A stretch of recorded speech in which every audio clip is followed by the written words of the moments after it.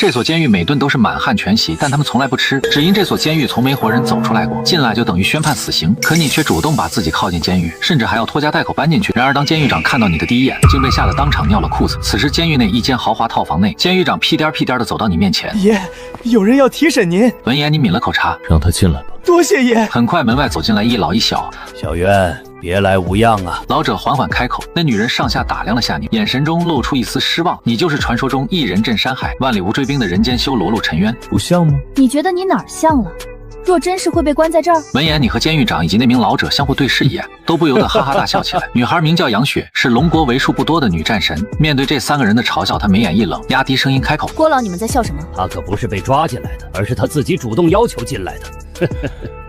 陆爷要是想走，这天下恐怕没有哪一座监狱能困得住他。那我们就直说吧，我要请你帮个忙。你在命令我？你是犯人，难道我还不能命令你吗？你不够格。小渊，我们这次来是想请你办件事，1号亲自交代过这件事，只有你能办成。我1号看上的是我的权还是我的钱呢？让你去救一个人，女人不救，我这双手是用来杀人的，不是拿来救。如果我说这件事跟你师父的死有关呢，你也不救吗？你最好不是在拿我开玩笑，不然后果会很严重。恭送陆爷出狱。他真的行吗？放心吧，要是连他都不行，这世上恐怕就真的没人行了。那他这么厉害，为什么还会被关在这里啊？因为一个承诺。承诺？到底是什么样的承诺？1个月后，江州一家高档酒店，你看着电视里反复播出的新闻，一名神秘人凭一己之力剿灭海盗，目前为首的16名头目已经全部主动投案。你刚从监狱出来，本来只想先活动活动手脚，顺手就把龙国8年都没解决掉的麻烦，只花了1个小时就彻底摆平了。这时你手里正拿着一张照片，照片里的女人肤若凝脂，貌若角，只看一眼就让人挪不开眼。你说你研究点什么不好，偏偏研究出了长生秘方，那能不被人盯上吗？这时你的手机突然响了，接通之后你冷声开口：任务我能接，不过我有一个条件。我要从死狱里亲自挑10个人重组十殿阎罗，从今往后这10个人只会替我办事。3年期限已经到了，当年参与那件事的人一个都别想跑。说完，你直接挂断了电话，根本不给对面任何反驳的机会。另一边，一个长发飘飘的女人踩着黑边红底高跟鞋，一边打电话一边朝办公室走去。什么给我介绍对象？他是刚从牢里出来的。爷爷，你没问题吧？还必须把他追到手，还得让我追他。行了，爷爷，我是不会见那个家伙的。这个女人正是江州风华集团总裁苏清雪，20多岁就登上了江州富豪榜，是真正把美貌与才华演绎到极致，风华绝代万里挑一的女人。行了，爷爷，我是不会见那个家伙的。能打有什么用啊？现在出来混讲的是实力。哼！苏清雪满脸不耐烦，说完便直接挂了电话。可就在她推开办公室门的那一瞬间，整个人都彻底乱了。只见自己的座椅上竟坐着一个男人，双脚还搭在办公桌上，手里端着他的杯子悠哉喝茶。还没等苏清雪回过神来，你便先一步开口：知不知道你让我足足等了5分钟？女人，你最好给我一个合理解释。知不知道你让我足足等了5分钟？女人，你最好给我一个合理解释。你端着他的杯子又喝了一口茶，随后直接啐了一口：红枣加红糖，你这是月经不调啊！陆沉渊，你给我滚！让你进来的！你的脾气我很不喜欢，改掉。关你什么事？保安呢？都跑哪儿去了？保安部的人全都去了医院。什么？怎么回事？不只是保安部，连来面试的保镖也全被一个陌生人打。是你干的？别招那些废物了，连我一招都接不住。苏清雪气得都快疯了，坐着他的位置，喝着他的茶，还骂他月经不调，关键还把他公司的人全打进了医院。这胆子真是梁静茹给的吗？你就是陆沉渊。你抬手整理了一下衣领，看来你爷爷已经跟你提过了，能找到我是你们苏家的气，毕竟年薪1个亿，这待遇放在以前，我养的狗都得挨2。可为了师傅的事儿，也只能这样了。而苏清雪的父亲研究出了基因重组序列，几乎等同于长生不老。临死之前，他把辈分交给了自己的女儿，偏偏这个女人招惹上的人和当年自己师傅的死也脱不了关系，自己师傅的死又和自己的身世绕不开。就凭你也想做我未婚夫？做梦！什么未婚夫？虽然你确实有几分姿色，可大白天做什么梦呢？让我做你未婚，你想得到挺美。而且就算真想让我屈尊便宜你，那也得加钱。什么便宜我？你也配？配你绰绰有余。苏清雪都被你气笑了啊！江州10年内唯一被称作天才的女人，追求她的人从这里都排到法国去了。这只癞蛤蟆居然还敢说配她绰绰有余，简直就是癞蛤蟆照镜子，长得丑玩的还花。这是100万，拿着钱立刻过。苏清雪抽出支票拍在你面前，有点意思。你站起身冷冷一笑，虽然你脾气差，胸也小，长得也一般，但我就喜欢你这股桀骜不驯的劲儿。我吃点亏，委屈一下，给你一个追我的机会。追你？白日做梦！你看，开始欲擒故纵了。滚！简直快把苏清雪的肺都气气炸了。就在这时，你一个箭步上前，把他按在了办公桌上，紧接着直接把他扛到了肩上，一只手摸上了他那双美。这黑丝穿在身上，果然丝滑。紧接着直接把他扛到了肩上，估计连苏清雪自己都没想到，自己有一天膝盖居然能顶到胸口。混蛋！苏清雪撕心裂肺的怒吼起来，自己爷爷介绍的到底是个什么死变态？砰的一声，玻璃上突然炸开，饮水机瞬间被撞得4分5裂，直接把苏清雪看得彻底愣住。哎，你家这1个亿还真不好赚。刚才你占我便宜这件事得加钱啊，还有让我做你未婚夫，这也得加钱。苏清雪满脸紧张的看着你，犹豫了好一会儿。我再给你加1亿，只求你能护我周全。我还是更喜欢你刚才那副桀骜不驯的样子，恢复一下。行，2亿，保我安全。苏清雪看着你，满脸冰冷的开口，可你却面露难色的摇了摇头。这点钱也太他妈少了，这要是传出去我还怎么混？哼，人家那边可是100亿100亿的往下砸。就在这时，你的手机响了，是苏老爷子打来的电话。老爷子，1份钱办1件事儿，价格低也就算了，还得让我当他未婚夫，这种儿女情长的牵绊传出去，我还怎么闯荡江湖？小渊是吧？有件事你可能还不知道，当初你师傅跟我打牌，欠了一点点钱。多少？替他还了就是。不算多，9600多亿。什么？19600多亿？不大，5毛。对呀，白纸黑字写的明明白白，你要么情不这么不想，要么就只能委屈你做我苏家的上门女婿喽。靠，怎么还没想到师傅活着是坑了自己一把，死了居然还能给自己留下一屁股烂账。另外啊，再给你透个消息，你师傅欠的可不止我们苏家这一笔。苏老爷子笑呵呵的又补了一刀，做我们苏家的上门女婿，我可以帮你还清。你一听火气瞬间就上来了。我不嫁，他这种臭流氓怎么可能给我闭嘴！电话里老爷子顿时一声怒吼，给我闭嘴！嫁给我你还不得美死？我欠下的债我自己会还。听到这话，老爷子叹了一口气，是我们苏家高攀了。那行，明天来工上班吧。钥匙？什么钥匙？你家的钥匙。我怕哪天你真死在家里。先说清楚了，我只是负责保护你，卖艺不卖身，你别惦记我身子。谁惦记你身子啊？虽然他心里有些不情愿，但经历了刚才那件事，他还是老老实实把备用钥匙递给了你。你拿到钥匙后准备离开，见你转身要走，他顿时急了。喂，你不是说保护我吗？现在要去哪儿？怎么才刚见面就开始黏着我了？那要是住在一起，你还不得天天想着睡我？滚，赶紧滚！放心，这种级别的杀手一旦失手，短时间内就不会再来了。你现在是安全的。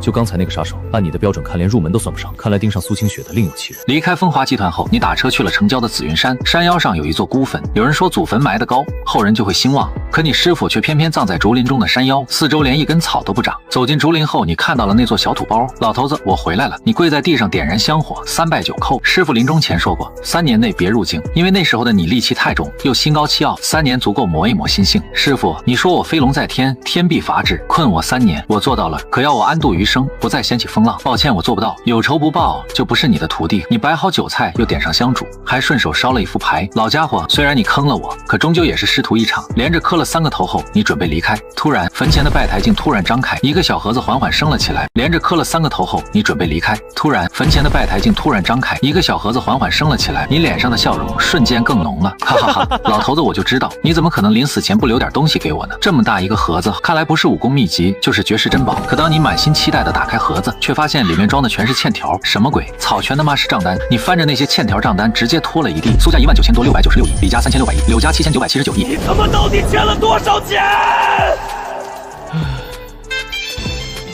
最后在欠条最底下还压着一张纸条，图2，为师打5毛麻将手气不好，欠了点钱，别怪我。你肯定会问，5毛麻将怎么能欠到10万亿？为师把你全压上去了。还真别说，你确实挺值钱。等你看到这封信的时候，为师可能已经不在了，也没什么能留给你的。这就当离别礼物吧。看到这里，你整个人都像被雷劈了一样。见过坑爹坑儿子的，还真头一次见坑徒弟的。坑一次不够，还非得往死里坑。不光要还钱，还得帮那些家族把市值翻上10倍，不然就只能去做上门女婿。你堂堂人间修罗，居然会被自己师傅坑到这种份上，打5毛麻将欠下10万亿。你他娘可真是个人才啊！江州别墅区，你拿着大门钥匙，大摇大摆地走了进去，推开大门，客厅里到处都是泡面盒和零食袋，沙发上堆满了女人的衣服，甚至四处都能看到黑丝袜和内衣裤。你用手指挑起沙发上那件还带着余温的衣物，这明显就是刚换下来没多久。学姐，你回来了啊，把我叠好的衣服拿进来啊，就在茶几上，我忘记拿进来了。这时浴室里传来一个女人的声音，靠！你顿时愣了一下，1份钱还得保护2个人，这买卖还真没做过这么亏的。你走到茶几旁，把叠好的衣服拿了起来，走到浴室门外，轻轻敲了敲门，递过去。很快，里面伸出一双白皙纤细的小手，结果对方一个不小心抓住了你的手腕，紧接着又顺着你的胳膊摸了上去。下一秒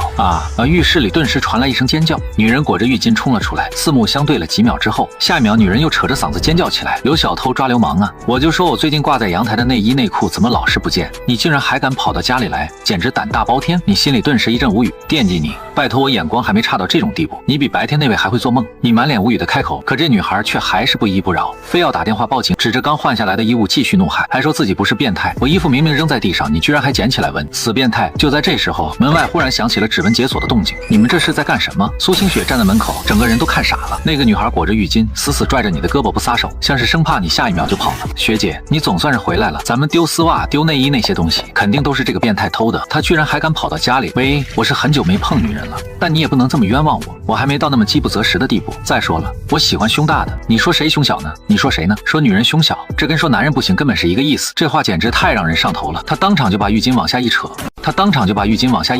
这一幕直接把你看得愣住了，就连苏清雪都当场呆住。好家伙，人家刚说你胸小，你就这么直接证明啊？还敢说我小？苏清雪连忙上前把浴巾重新给他披上。你是不是傻啊？都快被人看光了啊！这个王八蛋就是故意气我的。女孩气呼呼的转身跑上了楼。房间里，苏清雪解释起今天的事情。这个女孩叫陈欣，是她大学时候的同学。你说什么？她就是爷爷给你安排的相亲对象。就她哪儿配得上你啊？又邋遢又好色，你还让她住在这里？咱们都是女孩子，你就一点都不担心吗？这段时间家里老有人拿手电在外面照玻璃，甚至还有人往院子里扔蛇。家里现在确实需要一个男人，色是色了点，但只要真能办事，占点小便宜也就随他去了。苏清雪把大概情况跟陈欣讲了一遍，随后两人彼此对视了一眼，心里像是悄悄达成了什么默契。楼下，苏清雪拿出一张协议，啪的拍在桌子上。这是什么？你看不见吗？住房协议啊！陈欣叉着腰，气鼓鼓的瞪着你。谁知道你这个死变态会不会半夜爬起来偷我们内衣裤？首先我得声明一下，我不是变态。其次，你见过长得这么帅的变态吗？你帅啊？你这辈子能不能找到女朋友都还是个问题。你看着他，一脸惋惜的摇了摇头。哎，年纪轻轻，脑子就出毛病了。苏清雪把合同朝你推了过来，看看吧，协议没问题就签字。你连看都懒得看，抬手就签了，你都不看看内容。我可先告诉你，要是违反协议，我们可是会报警的。我只有一个条件。苏清雪微微皱起了眉。什么条件？我可以住在这儿，但你们别打我的主意，更别想着半夜偷偷摸进我房间。我这个纯情少男跟你们这种如狼似虎的女人住一起，真的很没安全感。你摊了摊手，脸上满是为难。噗，两个女人刚喝进去的水，直接一口全喷了出来。好家伙，你到底是哪来的脸说这种话的？陈欣捂着嘴咳了几声，缓缓站起身，瞥了一眼他腿上的小白丝。哼，就拿这个来考验我，谁还能扛不住这点考验啊？下次记得换黑丝。换你大爷！陈欣气得当场炸毛，反倒是旁边的苏清雪忍不住偷笑起来。学姐，你看看这家伙到底是哪来的自信啊？长相一般，穿着一般，脾气也一般，哪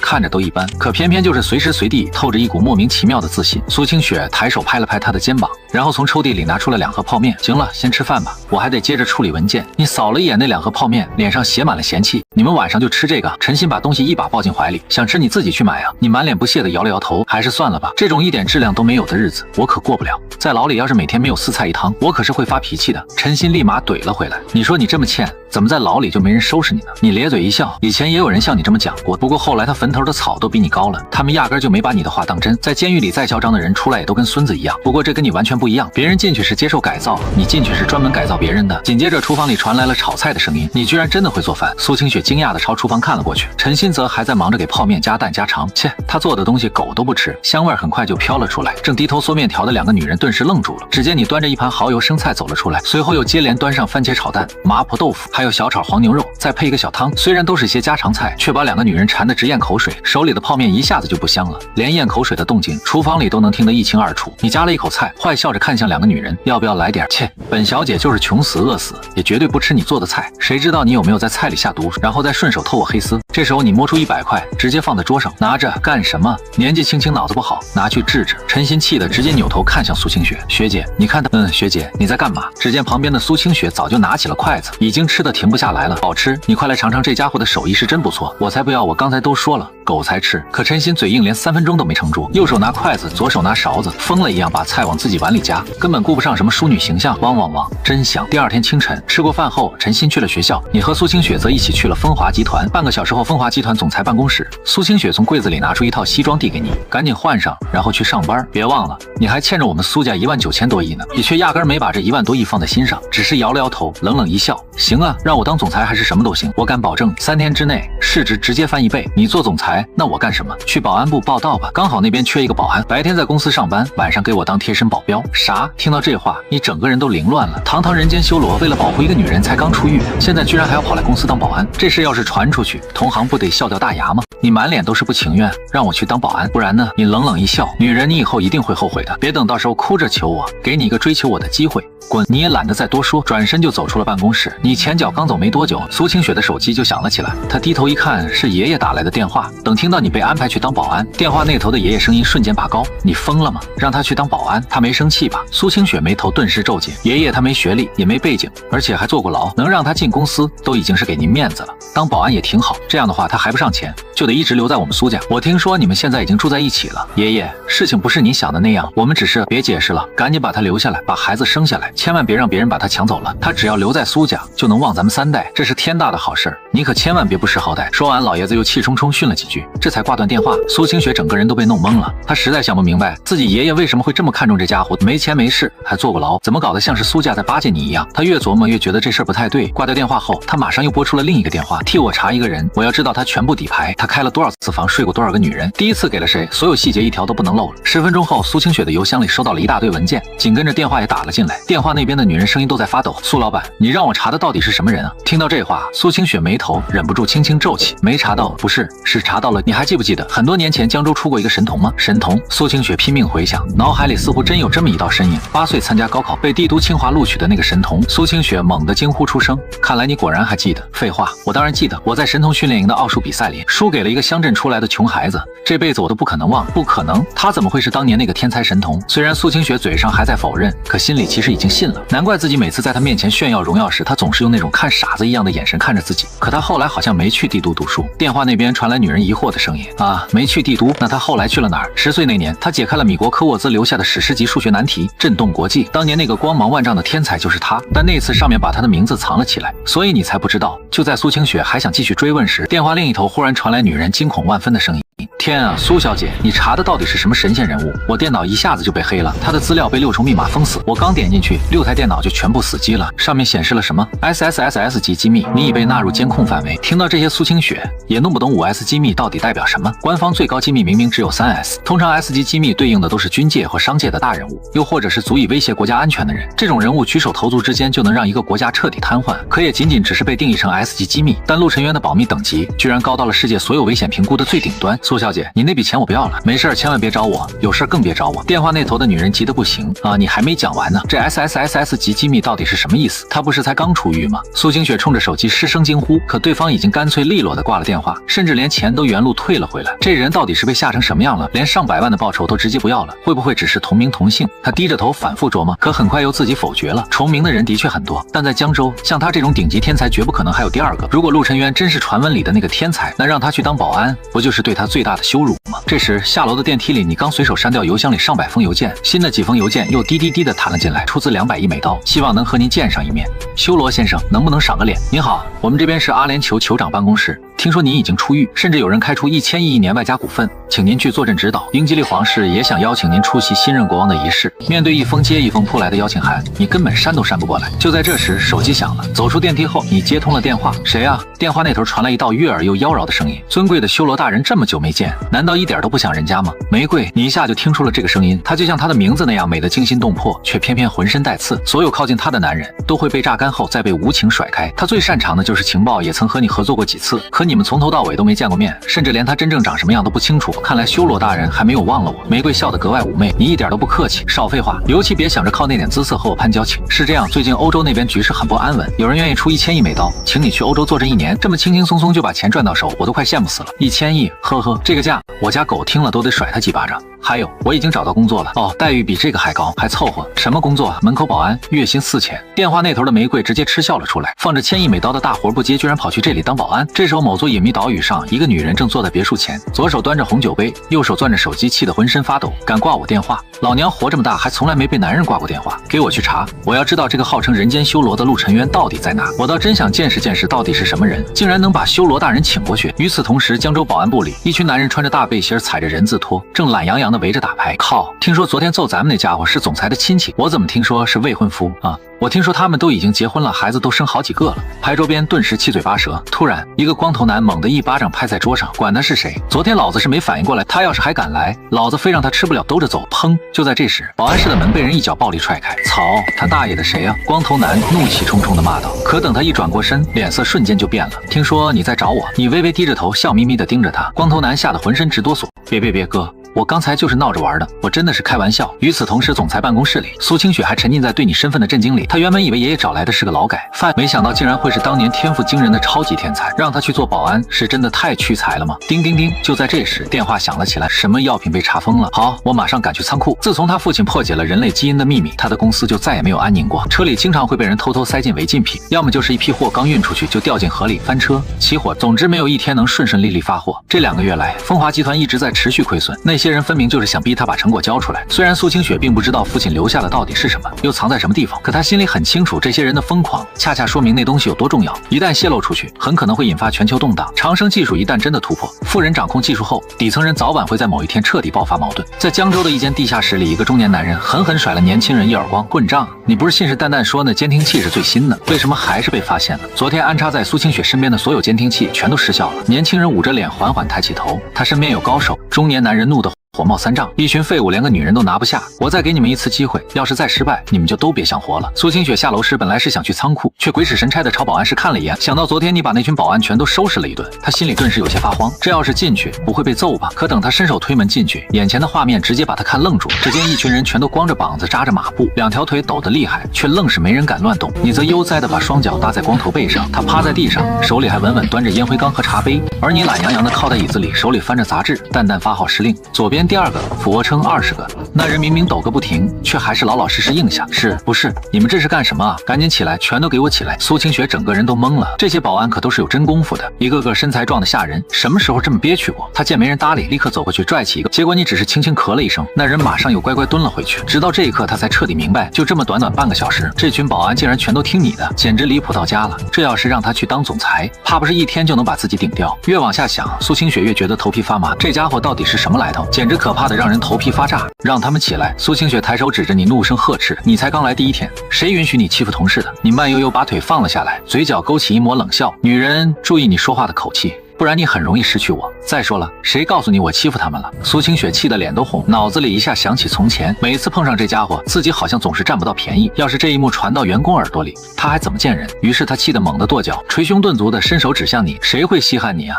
你还敢说没欺负他们？那他们为什么一个个都蹲着马步不起来？”你坐下后点了根烟，舒舒服服吐出一口烟圈，让他们自己告诉你吧。对，总裁，陆爷真没欺负我们，是我们自己蠢冲撞了爷。旁边立刻有人接话：“上班的时候顺便锻炼身体，陆爷这分明是在给我们发福利啊！”对，陆爷简直就是我们的再生父母啊！不过爷能不能先歇一会儿？我实在顶不住了。我们全都是自愿蹲马步的，这跟爷可真是一点关系都没有。光看爷这气质，那就是谦谦君子、温润如玉的人，怎么可能会欺负我们呢？总裁，您这次真误会陆爷了。听到这话，苏清雪眉头一下皱紧。温润如玉，谦公子，这话居然是用来形容那家伙的，到底哪一点像啊？你说到底为什么他们都听你的？他满脸不解的，你耸了耸肩，嘴角轻轻一扬，可能什么？可能是他们都知道你正在对我展开疯狂追求吧？虽然成功的希望很小，不过你也不是一点机会都没有。你这话才刚一出口，苏清雪一下就炸，滚，给我安分一点，少整那些乱七八糟的，要是干不好立马给我滚蛋！苏清雪恶狠狠地瞪了你一眼，可面对他的怒火，你反而笑得更开心了。女人，我最后再提醒你一次，我很不喜欢你这种说话态度，改掉你！哼！苏清雪气呼呼地转身就走，旁边那些人全都看傻了，谁都没想到苏清雪这个江州神话一样的女人，居然被一个男人拿捏得死死的，真猛！行了，都起来吧！你拍了拍手示意他们，扑通！可谁知道这些人不但没站起来，反而齐刷刷直接跪了下去。爷你也太猛了，教教我呗！我也想找个总裁当女朋友，我也不想再拼命努力了。就你，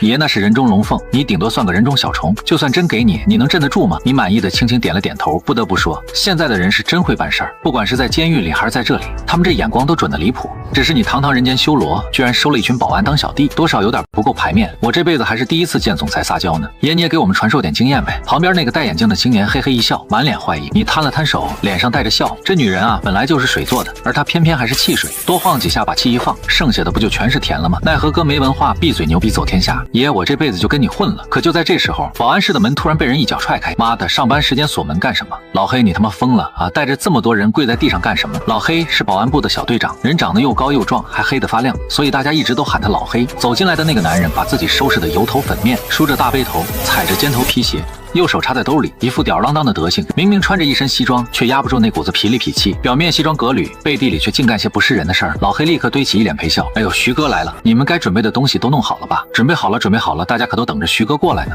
一个个纷纷从包里掏出500块递过去，10几个人凑下来，那可就是好几千呢。那青年一接过钱，嘴都快咧到耳后根了。可他一抬头，目光正好和你撞上，这小子是新来的。老黑赶紧在旁边陪笑附和：“啊，对对对，今天刚来这边报道的，那就照规矩来。500。”那青年晃了晃手里的钱，冲你示意，你顿时发出一声冷笑：“呵呵，你也配找我要钱？”整个屋里的温度仿佛一下骤降了2度。那青年莫名觉得后脖颈一阵发凉，老黑赶紧上去打圆场，又从包里摸出500块递了过去。“抱歉抱歉，他刚来不懂规矩，哼，多教着点，别他妈一点眼色都没有，想在这地方混下去，该有的眼力劲儿必须得有。我走了。”“哎，一定一定，许个慢走啊，下个月再来。”等那人离开以后，老黑把门一关，朝地上狠狠啐了一口：“他妈的，老子媳妇儿来大姨妈都没他这么准时。”明明所有人都恶心的不行，可最后还是乖乖把钱交了。你翘着2郎腿，一脸不理解的笑了笑。既然都不情愿，那为什么还非得给钱？老黑满脸无奈的叹了口气：“嗨，爷您这就不知道了吧？这王八蛋可是人事部的，手里捏着不少人的饭碗和命门呢。人在屋檐下，不低头也不行啊。那个女人就是这么管理公司的，把这种蛀虫留在公司里，那不是纯浪费粮食吗？嗨，这事儿也真怪不到苏总头上，谁让人家舅舅是公司董事呢？就连苏总见了他都得让上3分，只要不过分，大家能忍也就只能忍了。”听到这里，你嘴角缓缓勾起一抹诡异笑意，有点意思啊，这世上居然还有人敢跟自己伸手要钱。傍晚时分，天色慢慢暗了下来，陈鑫开着奔驰 E 在风华集团门口等了足足半小时，苏清雪这才从公司里出来，拉门上车。陈鑫瞄了一眼苏清雪的脸色，怎么了？脸拉得这么长？公司那几个老东西又跟你唱反调了？苏清雪偏过头看向车窗外，那倒没有，今天又有一批货被查封了，烦都烦死了，再这么下去我真要破产了。嗨，船到桥头自然直嘛，你不是说那家伙还欠你家不少钱吗？找他要回来啊。他能有个屁的钱，今天已经被我扔去当保安了。陈鑫眼睛一下子瞪圆了啊，你居然让他去当保安？不是说那家伙是当年陨落的天才吗？让他去干正经事儿，说不定还能替你赚大钱呢。苏清雪一下沉默了，之前查到你的身份很神秘，后来又知道你就是当年离奇消失的天才，这件事儿他也和陈鑫说起过，天才终究还是天才，不管被丢到哪里都绝不可能被埋没。像你这样的人扔去保安部，那也是分分钟混得风生水起，让我来当总裁，10天之内我就能让你公司市值翻上几倍，这样一来你家的钱我不就还上了吗？忽然身后响起一道声音，吓得2个女人连连尖叫。苏清雪猛然回过头，你是怎么上来的？你坐在后排翘着2郎腿，跟你们一块上车的，我都在后面待了这么半天了，你们居然一点都没察觉。2个女人面面相觑，从上车到现在起码都有好几分钟了，居然一直没发现后座还坐着个男人。你满脸无语，就你们这点警惕心，难怪会被人盯上，怎么甩都甩不掉。女人啊，真是光长个子不长脑子，你骂谁没脑子？骂的就是你，营养全都长到别的地方去了。陈鑫气得直接推门下车，抬手指着你：“你下来，你上来呀！”老娘跟你拼了！陈鑫一头朝车里钻了进去，后排空间这么狭小，哪经得住2个人闹腾？整辆车都在路边晃得颠来颠去，路过的人全都忍不住往车里多看2眼，然后摇着头丢下一句世风日下就直接走了。本来空间就不大，陈鑫一下子直接骑到你腿上了，你捂着脸，靠，有本事别用暗器啊，砸得我脸都疼了。打就打，怎么还带夹枪带棒的？苏清雪坐在前排，从后视镜往后看去，2个人这姿势简直让人没眼看。她扶着额头，欣欣你走光了。陈鑫这才反应过来，便宜全都让你占光了，赶紧从你身上下来坐好。苏清雪朝着后座冷声开口：“你来开车。”等你走到前排，她则去了后排安慰陈鑫，毕竟是他自己跑到后面跟你打闹的，这回吃了亏也确实没地方说理去。车子刚开起来没多久，后面就跟上了一辆阿尔法商务车。阿尔法车里驾驶位上的男人抱着手冷笑：“妈的，玩的是真够花，在马路上就开始了，真他娘够刺激的。”副驾驶的男人沉声开口：“赶紧追！”你的车技苏清雪早就见识过，哪怕是在晚高峰依旧开得像游龙一样。奔驰 E 在路上来回穿梭，你疯了吧？这可是闹市区，你开慢一点。苏清雪和陈鑫都被那股强大的后坐力死死压在座椅上。早上你开那么快也就算了，可现在晚上车流量是早上的好几倍，平时都得堵上好一阵才能到家。你倒好，直接无视路上其他车，见缝就往里钻。陈鑫趴在车窗边往外看去，等等，我怎么觉得这路线不太对呀？这不是出城的路吗？没错，就是这么走的。你要带我们去哪里啊？我可告诉你，虽然我们长得漂亮，那也不是你这种癞蛤蟆能惦记的。就你得了吧，我根本看不上，好不好？陈鑫又想朝你扑过去，可这次苏清雪一把就把他给拽回来了，因为他已经明白你为什么把车往郊外开。苏清雪在旁边压低声音：“你看后面，果然后面正紧紧跟着一辆商务面包车，连车牌号都被遮住了，隔着这么远都能感觉到对方车里那几个人阴冷的笑意。”陈鑫这才瞬间反应过来，靠，有人在跟踪我们。和他比起来，苏清雪的反应倒是淡定得多，估计早就已经见怪不怪了。你打算把车开到哪里去？你语气平静，却透着一丝冷意。郊外，你想做什么？我告诉你，这里可是夏国，杀人是犯法的。杀人，你冷冷一笑，不好意思，这种垃圾我还不屑亲手碾死。坐稳了，我要开始提速了。你这番操作直接把后面阿尔法面包车里的人都看傻了。大哥，我怎么感觉对面好像是在溜咱们？刚才他是不是怕我们追不上，还故意减速了？你看看现在草，这可是市区啊，这特么都开到180码了吧？等等，他们这是想去哪儿？不成，那两个小娘们疯了吧？出了城，那不是自己往里钻吗？在城里到处都是监控，他们还不敢下手。刚才还在琢磨怎么把他们逼出城呢。这下倒好，他们自己朝城外开过去了，这不是老天都在帮我们吗？轰！前面的车猛然提速，面包车明显已经有些追不上了。妈的，开这么猛，废什么话，赶紧追啊！这辆奔驰 E 很快就从闹市区冲了出去，下了高架桥，前面就是出城的路。陈鑫看着油表惊叫出声：“你疯了吗？慢一点都快飞起来了！你过弯的时候直接来了个漂移，把后面保姆车里的人都看得头皮发麻。不是谁教他们这么开车的？之前那两个小丫头开车都没超过30码，今天这是吃错药了，居然还玩漂移！我的天！别说苏清雪和陈鑫没发现你上车，就连一路跟在后面的这群人也同样没察觉，不然的话他们也不会这么震惊了。等快到出城的时候，你发现左右两边又多了2辆车，对方速度同样不慢，甚至左右两边还有想把你逼停的意思。”陈鑫瞥了眼外面，惊呼出声：“我怎么觉得这两边的车好像也在跟着我们？”你淡淡一笑，真没想到你终于有一次智商在线了。坐稳了，我要继续提速了，还提？现在都已经200码了，你竟然还一脚油门直接踩到底，地板油轰上去之后，整辆车猛地朝前一窜。虽然奔驰不像宝马那样自带运动级，但再怎么说也是50-60万的车，单论速度这一块，碾压很多车完全没问题。就这样直接把后面所有跟着的车全都甩开了。城外出了城之后，你的速度反倒慢了下来，直接把车停在了路边的一块草地旁。苏清雪秀眉轻轻一皱：“你停车干什么？”可你的回答直接让他差点一口水喷到你脸上。等他们一下，两个女人对视一眼，无语的异口同声：“你有病。”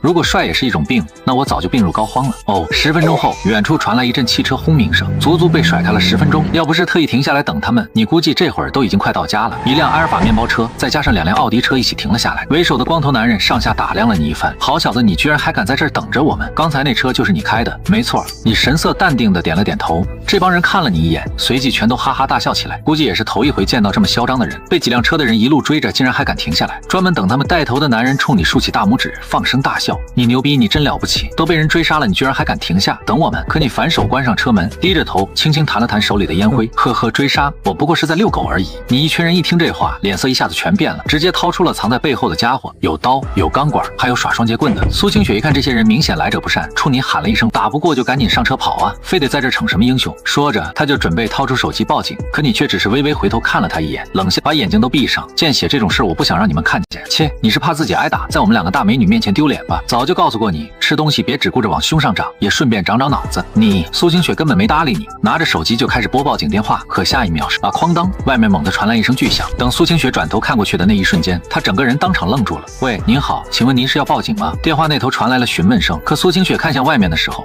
满脸惊恐，已经一句话都说不出来了。7、8个人全倒在地上惨叫不停。这时你正单手掐着那个带头光头男的脖子，就这么硬生生把他提了起来。2个人身高差不了多少，甚至那光头男体重足足有180多斤，比你还要壮实得多。同样身高的人想单手把对方拎起来，这种难度恐怕根本没人做得到。前后不过3秒，苏清雪连报警电话都还没拨出去，对面的人就已经全趴下了。这要是真报警，最后来抓的到底是这帮人还是你呢？曾经的绝世天才，8岁就破格收到了夏国最顶尖大学的邀请，10岁解开了困扰人类100多年的数学难题，从那以后就像人间蒸发了一样，仿佛从没出现过。这中间的几年，你到底过着什么样的生活？他居然把人拎起来了。陈鑫刚才也不过是低头玩了会儿手机而已，可当他再次抬头的那一刻，同样被眼前这一幕彻底镇住了。放倒7、8个壮汉或许还不算多让人震惊的事，可你居然徒手拎起了一个体重远超自己的人。牛顿看了都得喊一句：夏国的事儿真不归他管，得归他弟弟牛逼管。你听见了车里的动静，微微偏过头看了他们一眼。哎，不是让你们把眼睛闭上吗？结果还是让你们看见了。你都已经够收敛了，可还是慢了那么1秒。砰！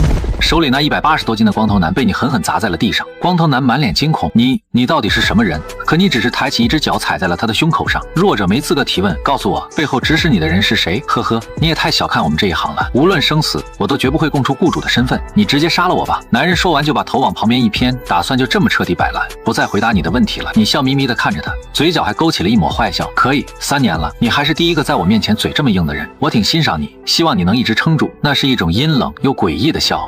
你想干什么？别，住手！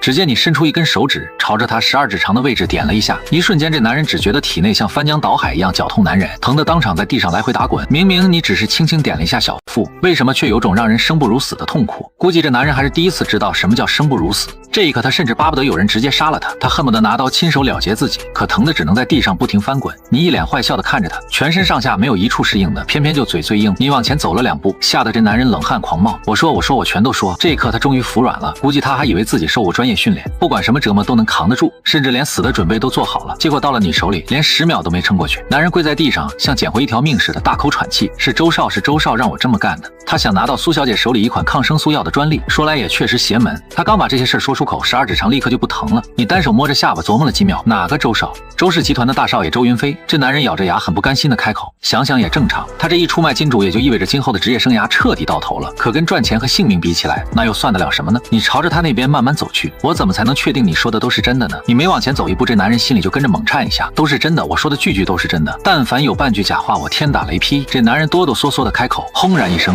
也不知道是巧了还是怎么着，半空中竟然真的炸开了一道惊雷，吓得这个男人扑通扑通跪在地上拼命磕头。周少不光想抢走抗生素专利，还想再叫上几个壮汉狠狠地伺候苏小姐一板，让她好好长点记性。你高高在上的俯视着他，把脑袋抬起来。这个男人颤巍巍地抬起头，撞进眼里的正是你那抹阴冷的笑。哥还有什么事儿？我长得帅吗？啊！啪！你反手甩过去一巴掌，迟疑了。帅，太帅了！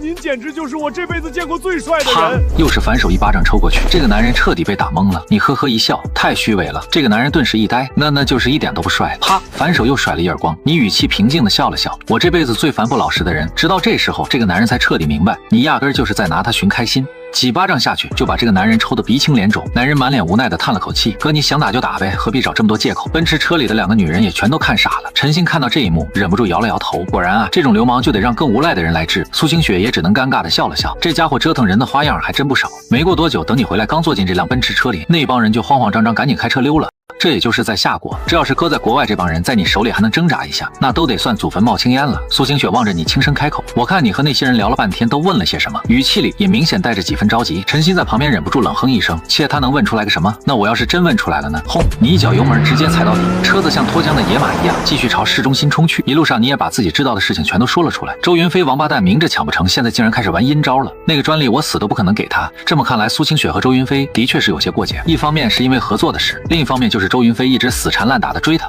可偏偏每次都碰得灰头土脸。他可是堂堂周家大少，什么时候受过这种窝囊气？你经过一家情趣用品店的时候，直接把车停在了门口。苏清雪满脸疑惑地看着你，你想干嘛？你语气平淡地开口：“不是有人喜欢来点刺激的吗？那我去买根鞭子。”陈鑫、苏清雪此刻满脸黑线。陈鑫刚刚也就是随口那么一提，因为他也认定你根本不可能从那伙人嘴里问出什么。这种偷偷摸摸跟踪他们的报警都不知道抓过多少波了，可从来没有一次问出过什么有用的消息。陈鑫鼓着腮帮子，气呼呼地开口：“你到底是不是男人啊？我就是随口一说，你还非要当真呢？女人啊，一旦发现自己吵不过了，就会直接扯到你是不是男人，或者上升到什么态度问题。你直接掏出手机，放出刚才那段录音，只要你真能问出有用的信息，我不介意陪你玩点刺激。”眼看自己彻底赖不掉，陈鑫只能满脸求饶地看向苏清雪：“你继续添油加醋。”陈鑫狠狠瞪了你一眼：“混蛋，你还真敢玩啊！姐姐，我怕你到时候扛不住，谁认怂谁就是孙子。”说完，你就推开车门，走进了路边那家小店。陈鑫反倒先委屈上了：“雪姐，你看看他。”苏清雪也揉了揉太阳穴，轻轻叹气：“以后还是少跟他对着干，你根本不是他的对手。哼，他早晚得栽在我手里，到时候看我怎么收拾他。”江州草堂之春，来不开始展示。陈鑫吓得不停往后退，这就是典型的嘴上王者。平时说的那叫一个厉害，可真到了关键时候立马就开始掉链子。我今天状态不太好，改日一定。你挑了挑眉，轻轻一笑：“改日？我只是想看你跳一段热舞，你竟然还想打我主意？什么叫打你主意？改日？混蛋，这种破路你都能开！”就在几个人打闹的时候，你脸上的笑意突然收了起来，随后快步走到了窗边，把所有窗帘全都拉了起来。自从晚上下班亲眼见过你的本事以后，苏清雪也已经不再怀疑你的能力了。她眉头紧紧皱起，警觉地问：“外面有人？”你抬手指向对面的树梢，目光冰冷，那上面趴着2个人，正拿着望远镜死死盯着我们。苏清雪瞬间瞪大了眼：“你疯了吧？隔着100多米啊，这黑灯瞎火，连路灯都没有，你还能看见？”你嘴角微微一勾：“你自己拿手机放大看看就知道了。”果然，苏清雪放大以后依旧看不清脸，可那2个反光的白点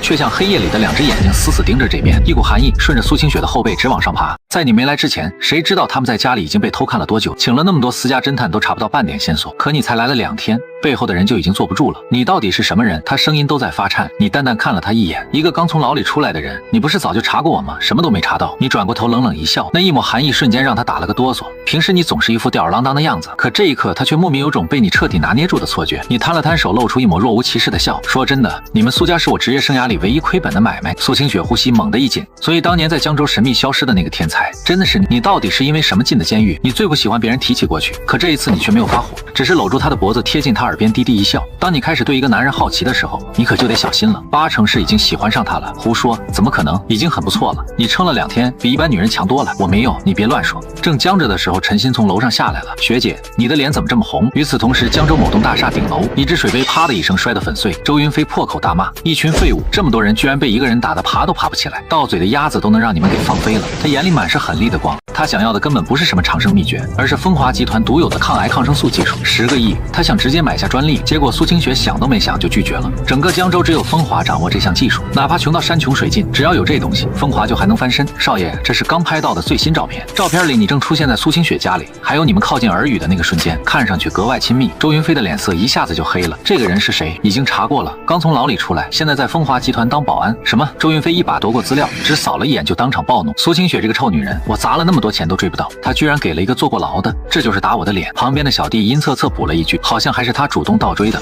砰！几百万的花瓶当场砸烂，墙上的锦绣也被扯得粉碎。周云飞恨得牙都快咬碎了，我要把它剁成碎片。第2天一大早，你就在厨房里忙活开了。以前这2个女人不睡到闹钟响3次根本不起，可这几天闻着你做饭的香气，她们居然不知不觉就提前爬起来了。靠，这家伙又整什么花样啊？陈鑫趴在2楼栏杆上，猛吸一口气后直接愣住了。这是海鲜，不光他馋得直吞口水，就连吃惯山珍海味的苏清雪今天一早也被香醒了。你从厨房端出一只夸张到离谱的帝王蟹，每一条蟹腿上都浇着浓香四溢的灵魂酱汁。不是，谁让你拿这个当早餐的？大早上吃帝王蟹，那只蟹展开足足有1.5米。可这还远远没结束，你手上还在继续包饺子，海胆黄加章鱼足的顶级馅料，只看一眼都让人挪不开眼。为了追我们，你还真是花样百出啊！陈鑫一路小跑来到餐桌前，总算明白什么叫口水都快流下来了。你直接把帝王蟹往自己面前一摆，想什么呢？这是我的早饭，你们的只是顺手做了点。你又从厨房里端出2碗清汤素面，每碗还配着一个馒头。再看看你，海胆饺子配着帝王蟹腿一起啃，这待遇简直像神仙过日子。你吃的这么奢侈，我俩就吃面。苏清雪都忍不住瞪圆了眼。不好意思啊，谁让我只是个普普通通的小保安呢？普普通通，哼，这4个字放谁身上都行，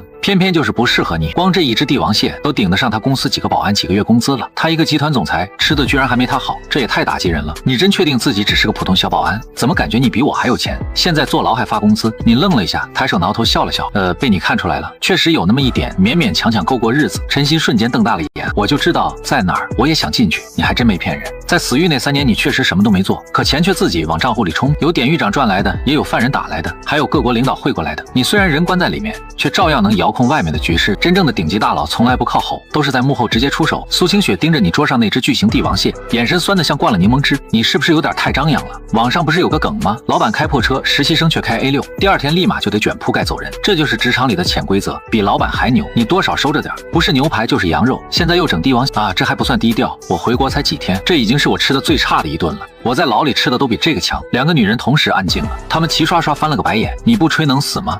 监狱里还大鱼大肉，谁信啊？能吃饱就该烧高香了。行啊，那你教教我，怎么才算低调？你已经够收敛了，当年一桌108道菜，少一道你都不入座。今天不过吃只螃蟹，他们还嫌你高调，你都快无话可说了。我是老板，天天吃糠咽菜，你倒好在这啃帝王蟹，你这是故意含着谁呢？苏清雪看着他轻轻娇哼了一声，想吃？你眯着眼坏坏一笑。陈鑫赶紧把头摇得像拨浪鼓。苏清雪表面装的冷静，却还是忍不住咽了咽口水。果然在美食面前谁都扛不住，你这不是废话吗？都做好了，难道还不给人吃？你笑眯眯的抬手比了个数字，能吃1个亿？你有病吧？这破螃蟹哪值1个亿？陈鑫气得一巴掌拍在桌上。可谁也没想到，苏清雪只是淡淡抬眸，能从你欠我们苏家的钱里抵吗？当然可以，我一天给你抵1个亿，1个月免30个亿，这样够了吧？你当场点了点头，成交。陈鑫一把拉过苏清雪，小声急急追问：学姐你疯了吗？1个月30个亿？苏清雪却只是冷冷一笑，他欠我们19696个亿，还怕他赖账不成？1个月30亿也得还54年。他要是真跑了，本来也收不回来，还不如慢慢往回抵，反正他占不到我便宜。你在旁边听得清清楚楚。无奈地摇了摇头，就隔着1米远，这算盘珠子都快崩我脸上了。不过也无所谓，能抵一点算一点。江湖上讲究的就是个义字，他们也是信你师傅不会赖账，才敢让你欠下这么多。你笑了笑，抬起头，想让我尽快还清，也不是没有办法。把公司交给我，1个月就让你坐上江州首富的位置，在你眼里赚钱比喘气都轻松，你就是别人想抢都抢不到的财神爷。可他偏偏放着不用，这要是让外人知道，怕是得气刀撞墙。苏清雪冷冷一哼，切就凭你，我承认你脑子好使也有天赋，做菜却是一绝，你还漏了一点。什么？我还特别帅？2个女人齐刷刷翻了个白眼。苏清雪神色一肃，可经营公司不是你平时那样胡闹就能搞定的，你没经验也没带过人，我们做的是高端技术产业，对接的都是国内外的大渠道，就算你天天跟在我身边学，至少也得3年才能勉强接手。这倒也是，我也就带过10个人的小队伍而已。他立马接了上来，那不就对了？我这公司500多号人，一个环节出错，大家都得喝西北风。你也没多解释，反正在他眼里那10个人也就是普通人。旁边的陈鑫已经彻底沉浸在吃里了，碗里刚空，第2碗就又盛满了，紧接着第3碗也直接开吃。天啊，这才叫真正的人间美味，以前吃的那些简直都是垃圾。他抬起头冲你坏坏一笑，要不本小姐委屈一下，勉强让你当我男朋友。噗，你一口茶当场喷了出来，顺手给了他一个脑瓜崩。长得好看的那才叫以身相许，你这分明就是恩将仇报，吃我的喝我的还想报复，你他妈王八蛋，我弄死你！话音一落，他猛地把筷子一放就朝你扑了过去，可谁都没注意到你指尖早就夹着一片细细的刀片，他刚一扑进胸前的纽扣瞬间全崩开了，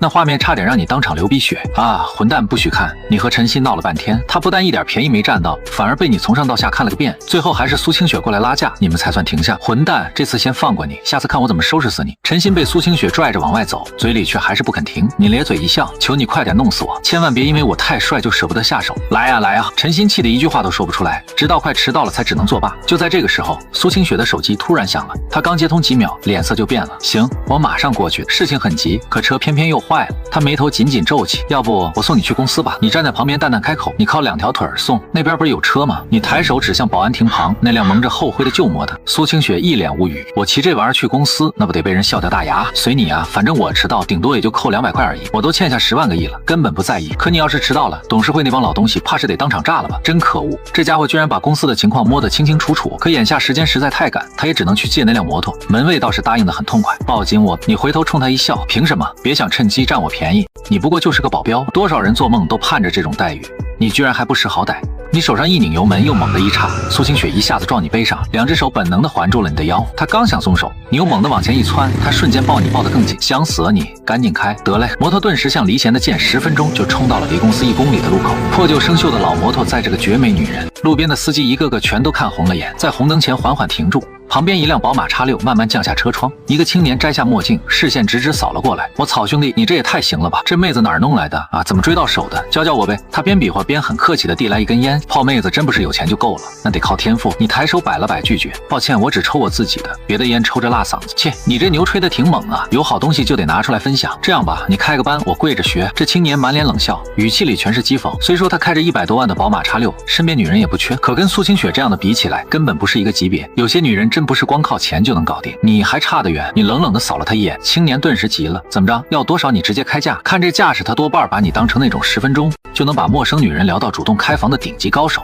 你挑了挑眉，嘴角一勾，穷了可以去挣钱，丑了可以去整容，可搁这气质，你花再多钱也学不会。你又朝身后扬了扬头，笑得格外欠揍。就他在我这一批女人里还算最差的那个。你这句话差点把那男人当场气吐血，说苏清雪是最差的那一批，简直夸张的离大谱。就连坐在后面的苏清雪都没忍住掐了你一下。她有钱有颜，还被叫做江州第1美女。这张脸放在全市，那都是天花板级别，谁看了能不动心？可你偏偏在绿灯亮起的一瞬猛轰油门，直接飙出去，消失在街角。啪！那青年气得狠狠砸了下方向盘，掏出手机就开始怒吼：操，刘叔，车卖了，我要买摩托。去风华集团的路上，苏清雪趴在你背上，想起刚才那一幕，还是没忍住笑出了声。你吹牛的本事倒真不小啊！你微微偏过头看着他，什么吹牛？你说我是你那些女人里最差的一个，这还不叫吹牛？有没有一种可能，我说的那些全都是真的？切，谁会信？像你这种人，要是没机遇，这辈子也就是个保安命，能找个普通女孩都算不错了。苏清雪这话并没有说错，如果你的人生只是个稍微有点天赋的普通人，那坐过牢的身份就足够把你彻底压垮。大公司不要你，小公司也一样嫌弃你，这种污点就是枷锁，连解释的机会都没有，更像是一张死刑判决书。大多数人都会因此沉沦，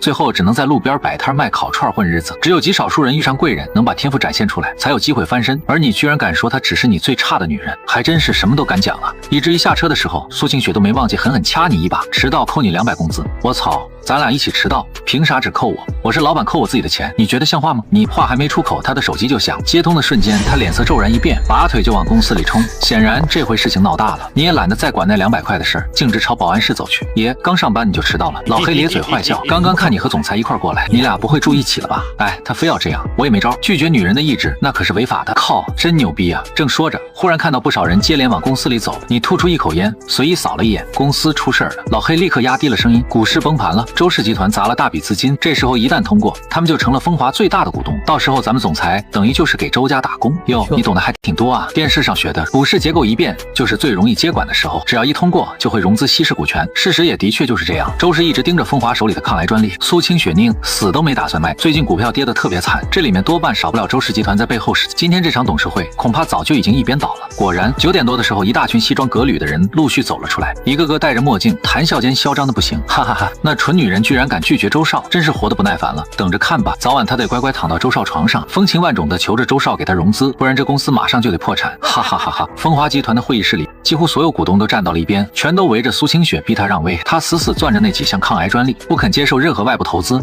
也不愿意接受任何帮助。周家直接甩出了5个亿，张口就要风华集团10%的股权。表面上看，这个比例似乎不算高，可问题是和周家站在一起的股东实在太多了，一旦周家融资进来，这些人的股份加在一起，瞬间就能控股过半。到了那时候，风华集团就不再由苏清雪做主，所以他心里很清楚，根本没有被眼前这些威逼利诱弄昏头。说完了没有？苏清雪面色冰冷，身子挺直的坐在总裁的位置上，声音压得很低，却透着凌厉。只要风华还在我手里，我就是总裁。用这种态度跟我讲话，你们也配？呵呵，你现在的确还是总裁，但再过几天可就不好说了。一个戴着眼镜的男人慢慢站起身，冷笑一声，收拾好东西走出了会议室。紧跟着又有好几个股东甩手离场。虽然还有人站在苏清雪这边，可他们的眼神已经明显开始动摇。再这么硬撑下去，风华只能靠变卖资产吊命。公司的药品在市场上也已经开始滞销，工厂更是连续3个月没有盈利。苏小姐，你最好还是识趣一点。风华要是不照我的规矩来，那就只有一个下场，被收购。周云飞甚至都懒得遮掩，现在还值5个亿，再拖上几天，5000万我都嫌不值。说完，他转身潇洒离去。门外那些股东立刻围了上去，一个个满脸讨好的跟在他身后。苏清雪独自坐在空荡荡的会议室里，像是被整个世界都抛下了。可更狠的还在后头，周云飞早就封死了风华药品的出口渠道，工厂里生产出来的药不是被查了，就是半路被拦，要么就是翻车之类的意外不断。电梯里那群人还在疯狂吹捧周云飞，周少，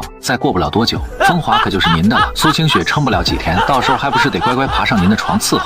周云飞被捧得哈哈大笑，可就在他们走出公司大门的一瞬间，他一眼就看到了站在保安亭外抽烟的你。尽管你们2个从来没碰过面，可偏偏就是有股说不出的火药味。不过在你眼里，这种角色压根算不上对手。他身边的小弟凑过来低声嘟囔了几句，周云飞的脸色顿时一沉，随后直直朝你走了过来。你就是陆晨渊，怎么有事儿？你随手弹了弹烟灰，那截烟头不偏不倚落在了他皮鞋上，鞋面一下子就被烫出一道印子。他还没来得及翻脸，身后那帮跟班导先冲出来嚷嚷了：小保安，你知道站在你面前的是谁吗？未来的风华总裁，还不赶紧把他的鞋舔干净？这双鞋的钱都顶你几个月工资了。可周云飞却偏偏挂着一脸温和，缓缓朝你逼近一步。听说你挺能打，你捂着鼻子往后退了几步，眉尖轻轻一扬，哥，你要聊天就好好聊，能不能别满嘴韭菜味儿啊？噗嗤一声，保安室里的人差点当场笑喷。周云飞身后一个小股东没忍住笑出了声，结果下一秒就被他勾了勾手叫过去。周少，您有什么吩咐？那人一脸讨好，腰都快弯下去了，啪一巴掌直接抽了过去。从现在开始，你被开除了，立刻滚出江州，永远别想再被录用。那男人当场就跪下了。周少，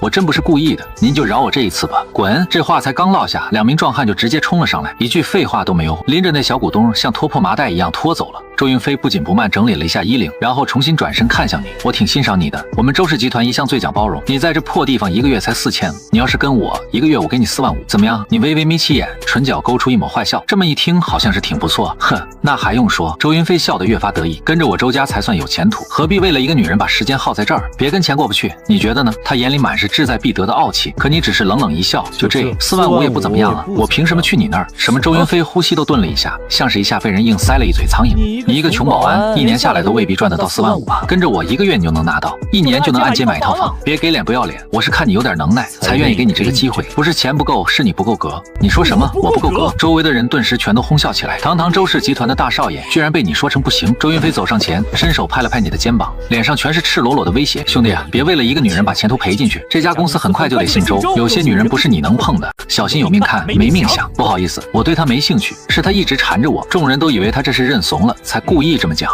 周云飞满脸不屑的笑了，呵呵，你这小子还真挺不是东西，我倒是喜欢，跟着我混，怎么都比跟着这个女人强。你又一次摊了摊手，你跟她比差远了。还有，你根本不可能当上风华集团的老板。最后再强调一遍，是他在惦记我，不是我惦记他。你一个小保安也敢说苏小姐追你？那个戴眼镜的中年男人冷哼了一声，真是可笑，真话没人当回事儿，假话说一次倒是一堆人信。就在这时，轰的一声，一辆奔驰大 G 稳稳停在了公司门口。车门缓缓打开，先映入眼帘的是一双白得晃眼的长腿，公孙小姐。周云飞的瞳孔猛地一缩，短裙细腰，一身狂野气场迎面压了过来。他叫公孙锦，上个月才突然空降江州，这是江州各大家族都想拉拢的人物，可最后全都吃了闭门羹，没人清楚他真正是什么身份，只知道他一句话就能搅动整个江州的格局。今天是什么风把您给吹来了？周云飞满脸堆笑迎了上去，可他只是冷冷扫了他一眼，滚开！周云飞瞬间头皮都麻了，老老实实退到了一边，其他人也赶紧让出一条路。他心里忍不住直犯嘀咕，难不成他和苏清雪认识？要是真有关系，周家立马就得收手，不然他只要皱一下眉，周家第二天就得被连根端掉。可谁都没想到，就在他快走进公司大门的时候，他竟突然转身直奔保安部。我都找了你这么久，你还想躲到什么时候？他声音里带着娇气的恼意，还有几分委屈。众人顺着他的目光看过去，那个人居然是你！你本来还想悄悄溜进保安室，却被他这一嗓子直接定在了原地。公孙小姐，咱们俩真不合适，这话我都跟你说了上百遍了，求你高抬贵手放过我吧！你双手合十，一脸求饶样。他跺了跺脚，娇哼一声，我不，你也知道我都追了你180回了，你就心疼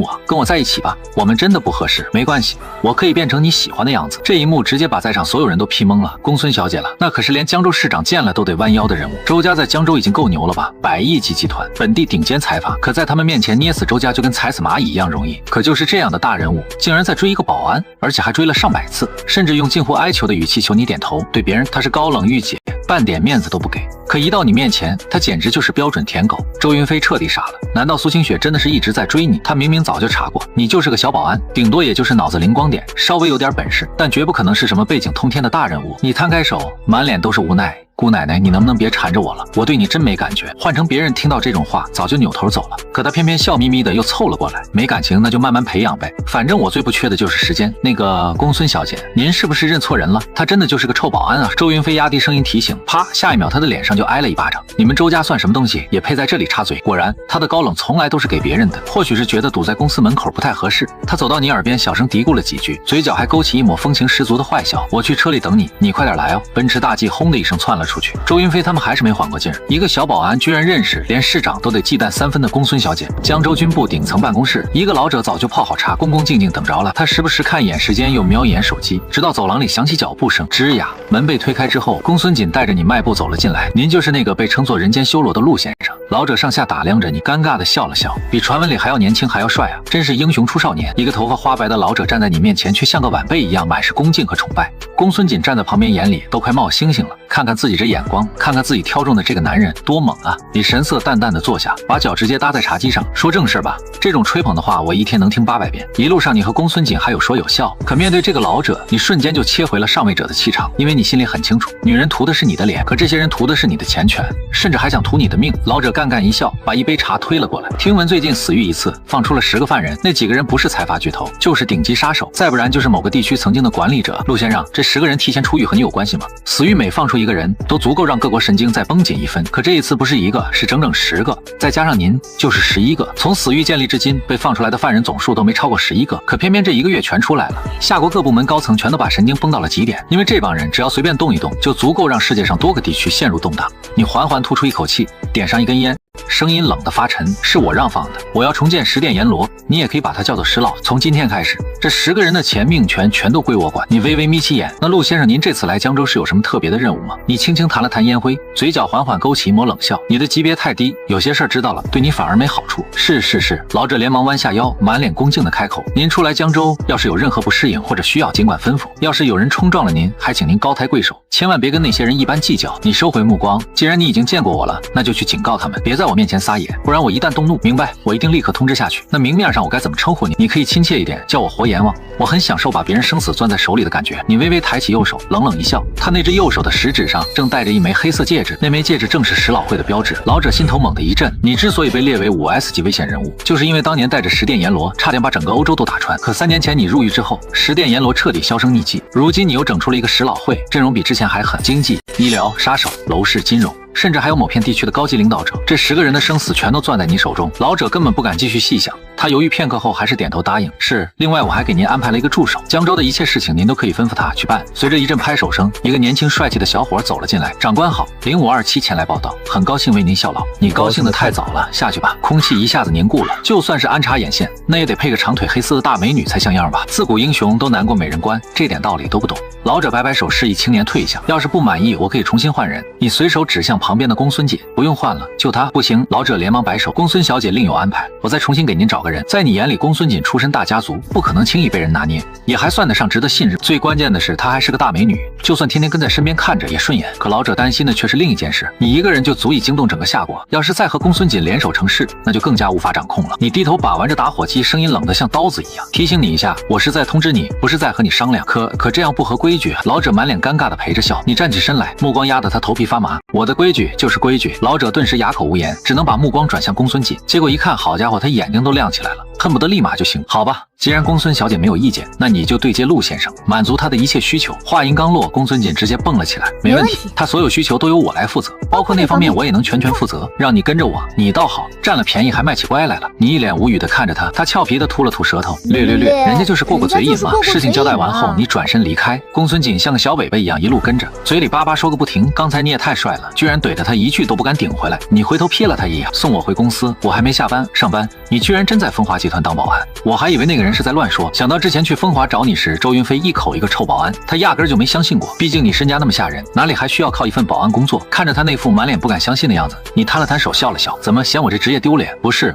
别说是保安，就算你去街头要饭，我也照样跟着你。可你为什么偏偏跑去风华集团当保安？该不会是奔着那个美女总裁去的吧？你再追她，我也不差，跟她比起来，我绝对能跟她掰一掰。你怎么不来追我？我可好追了。他尖着嘴，眼神里全是酸溜溜的醋，你却低头一笑。准确点讲，是他在追我。恭喜你啊，又多了个情敌。哼，他直接翻了个白眼。你这位陆大少还真是风流，走到哪儿都有红颜作伴，就不能收着点魅力？我后面可排着上千个美女呢，你让他们怎么办？我都已经很克制了，可那也没招。帅这种东西根本藏都藏不住啊。你知道我最喜欢你哪一点吗？帅呗。你们女人就是这么肤浅，一眼就看上我这张脸，能不能也多看看我的内在？不，我就喜欢你这股不要脸的劲儿，够贱。随着你离开之后，你的名声也渐渐在江州上流圈子里传开。不光如此，甚至还有人直接借着你的名义，在城北经济区放出了重大建设文件。一位大人物突然空降江州，直接在地图上把城北圈了出来。这消息刚传开，那些嗅觉敏锐的老板们全都争先恐后往城北跑去抢地，毕竟那边本就是交通枢纽，高铁站、火车站、汽车站全都扎在一起。可大家心里其实都明白，这种地段的消费能力差得离谱。机场和高铁站本来就多建在城市外围，更别说城北那片新区开发了3年，除了车流人流不断，几乎没什么起色。之前不少房地产老板往里疯狂砸钱，结果1个月都卖不出2套房，亏到最后连工地都停了，楼盘直接烂尾。可偏偏这一次同样的戏码又来了一遍，带来的效果却完全不一样。与此同时，周氏集团顶层会议室里，60多名股东正在激烈讨论这件事。江州高层突然下达了新指令，那位大人物要重仓压住城北，3年之内打通市中心，到时候房价地价翻倍都不是梦。我小舅子就在体制里，听他的意思，这回是真要狠狠干一场。城北要新修2条绕城地铁，其中1条直接全线打通，而且那位大人物还有个外号活阎王，亲手操盘过上百个特大金融项目，早就已经富得流油。这次可是上面费了好大劲才请来的，股东们一个个都坐不住了。以周氏集团现在的体量，只要抽出1/3的资金压到城北，3年时间就能直接翻3倍，这绝对是千载难逢的机会。可周云飞翘着2郎腿冷冷一笑，活阎王，我怎么从来没听过？爸，咱们现在不该盯着风华集团吗？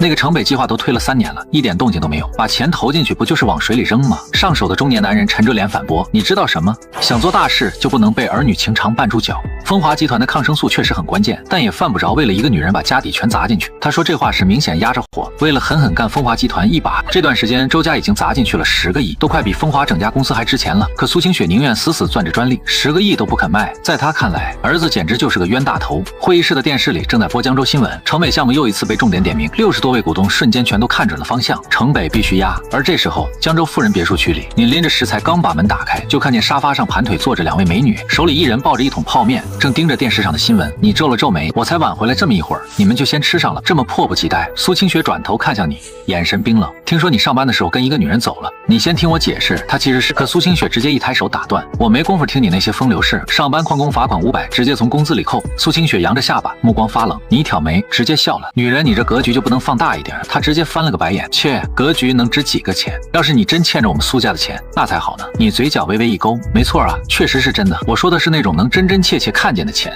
你欠1万多亿和欠1000万没什么差别，反正你一样都还不起。这句话绝对算得上你这1年听过最扎心的侮辱。你可以说我本事不够，但不能说我穷，毕竟你手里握着好几张王牌，这些年积攒下来的财富足够买下半个江州的产业，真不是还不起苏家的钱，只是你师傅替你背下的债太多了，整整10万亿啊，怎么也得再花点时间。你提着菜走进客厅，轻轻一笑，很缺钱吗？你呀，脸是挺漂亮的，就是这脑子多少有点不太好使。苏清雪眯起眼，声音压得很低，你这话什么意思？他可以接受别人说他笨，但前提是对方得真有那个资格，而你偏偏就是那个智商顶尖的人，曾经轰动一时的天才。你摊开双手，一脸坏笑。你要是肯努力一点把我拿，那我的资源、人脉、财富不就全都是你的了？哭！苏清雪一口面差点直接喷出来，旁边的陈鑫更是慌忙拍着胸口，差点被那口方便面给噎死。苏清雪咳了2声，冷笑起来：“我看你是想找个垫背的，陪你一起还那10万亿吧？你还真够有心眼的。”你轻轻叹了口气：“你看吧，所以我才说你笨。你10万亿听起来确实吓人，可你照样人脉滔天，资源遍地。你看看万达集团欠了几千亿，王校长不还是天天吃喝玩乐，身边网红围着转，谁又敢多说他一句？所以能欠下这么多钱，证明的从来不是穷，而是牛的离谱。换成一般人想欠钱，银行都不给这个资格。”陈新梅好气的白了你一眼，轻哼了一声：“真搞不懂你是怎么做到又普通又这么自信的。我要是有你1%的自信，估计早就考上博士了。”你拎着菜直接走进厨房，头也不回的丢下一句：“不，你考不上博士和自信没关系，你单纯就是笨儿。”胡扯，你也懒得再搭理。吃饭才是眼下最重要的事，这辈子总共也就3万多天，除掉睡觉、上厕所，还有各种瞎折腾。陈鑫还在那边小声嘟囔。苏清雪无奈的摇了摇头：“都跟你说了，别跟他斗嘴，你说又说不过，打也打不过，最后还把自己气得不轻，这不是白受气吗？”陈鑫冷哼一声：“我说你听到他跟美女出去了，怎么一点都不慌？就这种男人，白送我都不要，还背着那么多债，脑子进水了才会喜欢他。”话音刚一落，叮叮咚，门铃突然响了起来。陈鑫吸了一口面条，连忙站起身朝门口跑去。苏清雪则抱着泡面继续看电视里的江州新闻，屏幕上正播着上面要重仓城北，可很多年前上面也承诺过要发展城北，结果半路却转去建设城南深水港，害得那边的项目全都烂尾了，甚至还有人吐槽这根本就是个杀猪盘。如今又开始大肆造势，说要打造新的经济圈。苏清雪心里微微一动，风华集团现在的生死全都压在他一个人身上。周家已经把药品渠道彻底封死，江州根本没人敢进他的货，要是去开拓外部市场，又得疯狂烧钱。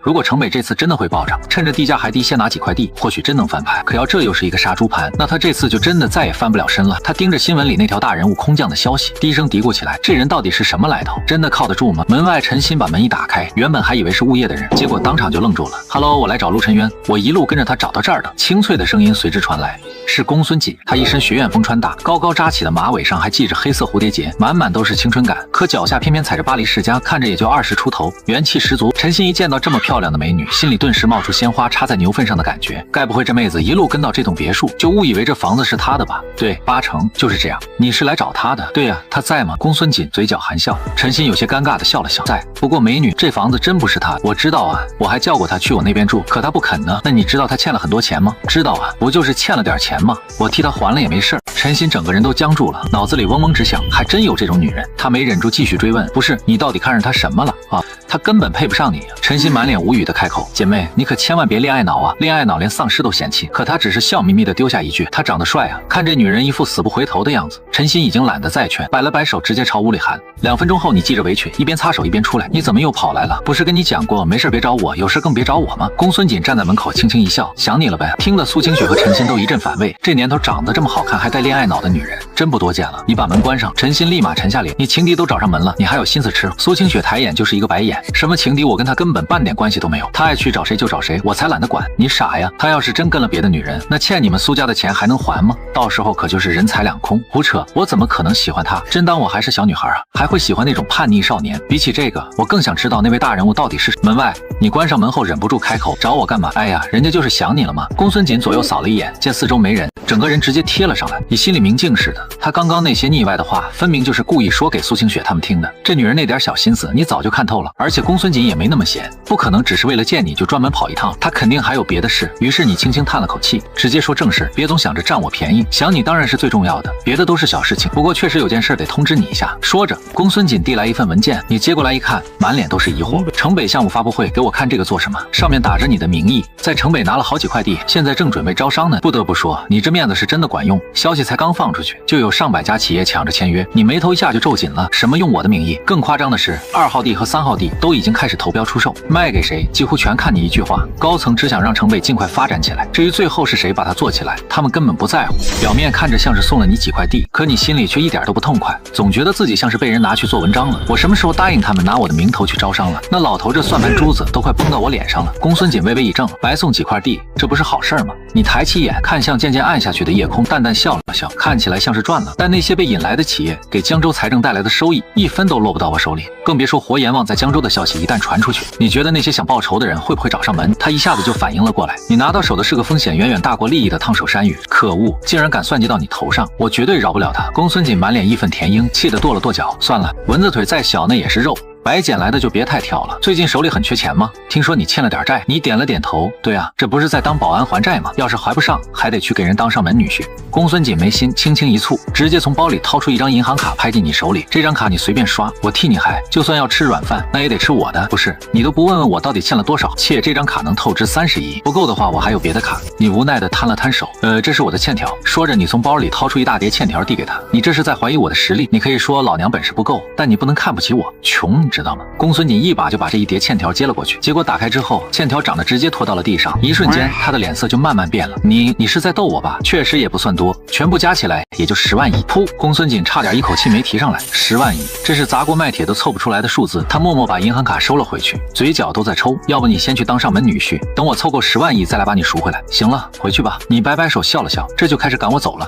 人家今天可是特意精心打扮过的，你多看我几眼嘛。而且我还给你准备了小惊喜。你顿时一愣，这女人的虎狼之词你算是彻底见识到了。他把手机亮了出来，你只是随便瞄了一眼就觉得血气上涌，你带着坏笑开口，所以越闭嘴，我再忍一忍，都快能当戒色吧吧主了，别想回我道心。公孙锦一脸无奈的轻叹，行吧，那我回去就把这些东西全扔了，真够正直的。我服你。你嘴角缓缓扬起，你是知道我的，我这人是有求必应。就在两人聊得正起劲的时候，陈鑫从屋里快步走了出来，连忙喊道：你锅里糊了，快了，我的大闸蟹。你心里猛地一惊，转身就往别墅里冲。公孙锦收起笑意，轻声提醒：对了，1周之后可能得让你去城北剪彩，到时候再说吧。你摆了摆手，敷衍一句，直接进了屋。身后陈鑫和公孙锦隔空对视，轻轻点了下头，就算是打过招呼了。对了，他欠的钱我来替他，这段时间你们轻着点用，别给我用坏了。公孙锦淡淡笑着补了一句，陈鑫嘴角一挑，不屑地开口：放心，除了你把他当个宝，没人瞧得上他。呵呵，你们真是身在福中不知福啊。话音落下，他缓缓转过身，朝着别墅大门那边走去。真是个恋爱脑，王宝钏见了都得直呼牛逼。客厅里，思思啊，你看新闻了没有？听说省城外面来了个大人物，你知道点具体消息吗？哦，你也不清楚。崔院长，听说今天江州来了位大人物，而且还要重仓城北那片地，这事儿是真的吗？刘局能不能稍微透个口风？那位大人物究竟是谁？一个接一个电话打出去，从局长到医院院长，再到圈子里的那些老客户，全都说不清楚，就好像那个人是突然冒出来的一样，毫无征兆。可偏偏就是这样一个人的出现，让整个江州都陷入了一种惶惶不安里。还没动静啊，陈鑫推门走了进来。学姐，现在这种恋爱脑怎么这么多？明明长得那么漂亮，偏偏非要喜欢那家伙，还说要替他还债。苏清雪心里连半点起伏都没有，甚至还有点想笑。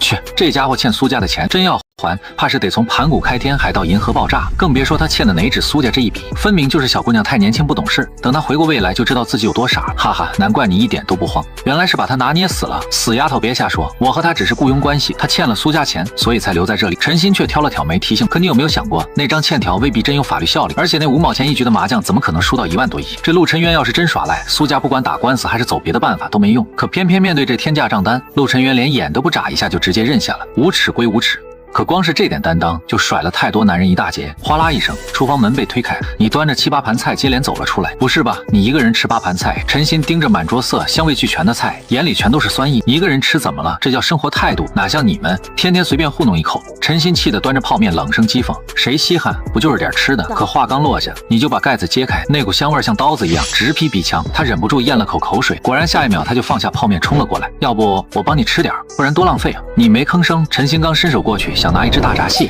一根筷子立马打在了他手上。吃可以，不过是不是得先把你答应我的事儿办了？他一下就想起了之前的赌约，没想到你居然还记着。行，你给老娘等，只多备点，省得你一会儿不够用。他丢下一句，拎着黑丝和皮鞭就往楼上走。他前脚刚走，苏清雪后脚就朝你翻了个白眼。你一个大男人非得跟小姑娘较劲吗？那要是我输了呢？我了解陈鑫那性子，要是换成你输，早就被他整得满地打滚了。可下一秒，啪嗒一声，整栋楼瞬间陷入一片漆黑。怎么回事？停电了！苏清雪猛地站起身，满脸都是惊色，掏出手机急就准备给物业打电话，你却淡淡开口：“没事儿，不是停电。”就在这时，2楼缓缓亮起一束冷白色的光，你抬头看向栏杆边，只见一道身影站在2楼栏杆处，开始展示起自己曼妙的身姿。四周一片漆黑，只剩下这一点亮光，将他的身材完美暴露在视线里。一头长长的卷发披散在肩头，那双大眼睛里泛着让男人疯狂的秋波，瓜子脸上铺着一层淡淡的妆，眼影画得恰到好处。那水润的红唇又性感又妖媚，那身米白色的衣服把她本就白皙的皮肤衬得更加嫩白，把她那纤细的小蛮腰勾勒得格外完美。皮边配上那性感的黑丝，平日里乖巧的陈心瞬间化成了一只勾人命的小野猫。别说是你看得发直，就连苏清雪都直接愣住了。她怎么都没想到，这个平时像邻家妹妹一样的女孩，竟然会有这么强烈的反差。10分钟后，热舞结束了，陈心换下了刚才那身性感撩人的衣服，重新穿回了自己原本的衣服。怎么样，不错吧？她一脸得意的轻哼了一声：“你这真是小刀拉屁股，给爷开了眼了。”陈心挺了挺胸，满脸得意的笑着：“看傻眼了吧？我都说了，本小姐身材1级棒。”谁说只是眼睛看傻了？一开始她还没反应过来，过了几秒这才气得跺了跺脚：“学姐，你听听她说的，这都是什么虎狼之词？行了，别闹了，我现在心情正烦着呢。”苏清雪放下手里的泡面，一脸无奈的望着电视开口：“你们说怎么会有人给自己取个外号叫活阎王呢？活阎王这个名头可不是谁都能扛得住的，要是命格不够硬，不但占不到便宜，弄不好还会遭到反噬。新闻上都说这位从帝都来的大人物权势滔天，而且还非常年轻。”苏清雪优雅的夹起一口菜，咀嚼之间眼底闪烁着难以掩饰的野心。城北是江州最后仅剩的空白地块，要是风华集团能攀上这根高枝，拿下1-2块好地，未来简直不可限量。可凭他现在的体量，连排队去结交的资格都没有。闻言，你在旁边挑了挑眉，嘴角勾起一抹玩味的笑意。有没有一种可能，是因为他长得太帅呢？切，你以为谁都跟你一样不要脸？苏清雪白了你一眼，语气里透着深深的无奈和疲惫。你轻轻叹了口气，收起那副吊儿郎当的样子，目光灼灼地盯着他。你是在为城北那块地发愁？这个简单，你再给我减免100亿债务，我帮你把地拿下来。你顿了顿，身子微微往前倾了倾，眼神难得认真起来。这笔买卖算你赚了，童叟无欺哦。换成别人100亿换一个跨越阶层的机会，绝对是稳赚不赔。就凭你！苏清雪和陈心异口同声，上下打量着你，像是在看一个天大的笑话。苏清雪嗤笑一声，彻底没了兴趣。这男人曾经也许真是个天才，可如今只剩下一身案底和不切实际的幻想。可要是他知道眼前这个被他百般嘲讽的小保安，就是电视里不断滚动播放的那个神秘大佬，真不知道会是什么表情。见2个女人笑得花枝乱颤，你无奈地往椅背上一靠。这年头说真话反倒没人信。紧接着，陈心双手托着下巴，满眼都在冒星星。学姐，你说这位大人物该不会还是单身吧？这要是我老公，我直接把城北的地全送给你们苏家。你刚喝进嘴里的茶差点喷出来，连着咳了2声。快算了，他不喜欢胸大无脑的，他比较喜欢聪明一点的女人。你这种直接就被刷下去了，你懂什么？很多大佬就喜欢我这一款。陈心气鼓鼓的瞪着你，胸口都跟着剧烈起伏，说的跟你就是那个大人物似的。我真是啊！你摊了摊手，神色无比坦然。陈心翻了个大白眼，撇撇嘴，直接把头转过去。帅倒的确是挺帅。你一脸无所谓的看着苏清雪，淡淡笑了笑。我知道你看上我了，想把我留在苏家当你男人，你这多多少少有点贪心了。我要是你，肯定见好就收。我喜欢你。苏清雪看着你冷笑一声，不就是仗着自己做饭好吃点，嘴巴又贱一点，你凭什么这么自信？凭我帅？我帅你个大炮玉米棒子！不管你以前有多厉害，现在也不过就是个有案底的人。你这套欲擒故纵的小把戏，未免也太低级了。你当场都被气得笑出了声。他明摆着是在给风华集团送去一场泼天的富贵，只要他肯点头再服个软，这一切就能轻松拿到。这女人居然还觉得他是在撩她。你不但是我身边最差劲的一个妞，还是最会自我感觉良好的一个。陆晨渊轻轻摇了摇头，眼底掠过一抹毫不遮掩的讥讽。不过我倒还是愿意给你一个追求我的机会。哦，谢谢你，我还不如去地里挖野菜呢。苏清雪一脸嫌弃的别过头，连一丝余光都懒得再分给他。旁边的陈心笑得肚子都快抽筋了，连忙凑上来眨了眨那双水灵灵的大眼睛。喂，别追学姐了，来追我呀？难道我不够漂亮吗？你从上到下扫了他一眼，忍不住直接嗤笑了一声，随后顺手扯过来一张纸，刷刷写下一道初中难度的2元一次方程，推到了这个准备考研的女大学生面前。这世上从来都不缺长得漂亮的女人，可不管什么时候，聪明的女人都稀缺。陈心顿时皱紧了眉头，咬着笔杆，死死盯着纸上的那道题，愣是憋得满脸通红，也没能解出来。这时候你站起了身，慢条斯理的准备转身离开，可就在走进屋里的时候，突然停住了脚步。行，我这就出来。苏清雪刚挂断电话，立马朝着门外快步跑了过去。